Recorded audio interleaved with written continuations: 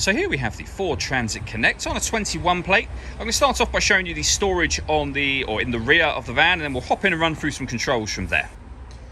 As you can see, the whole thing has been ply lined. We have that full metal bulkhead as well, and the sliding side door access on top of that. Okay, now that we're inside the van, we're going to start with the dials. On the left-hand side, we have the rev counter, and on the right-hand side, the speedometer.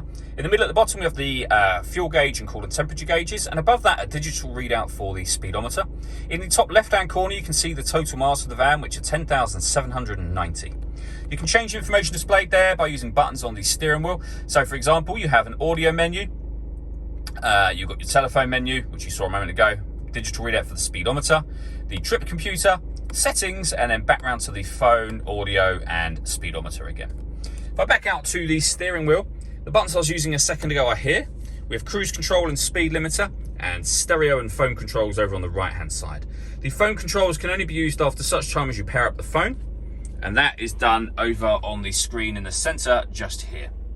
So you have these buttons. If you hit the phone button and then push this in, you'd better go down and add a new device just there. When it comes to music, we have the radio. You can see we have FM, AM, and DAB. This button here will bring up your Bluetooth audio, so you can listen to your own music should you wish to. And we have the main volume for the stereo there as well. Working our way down, we have the air conditioning. So you can adjust the fan speed, the temperature, and the direction of the air. When you're happy with those settings, that button turns your air conditioning on. It'll turn it off again as well, of course. You can recirculate the air that's in the van. That's a great way of heating it up or cooling it down quickly depending on the temperature you set.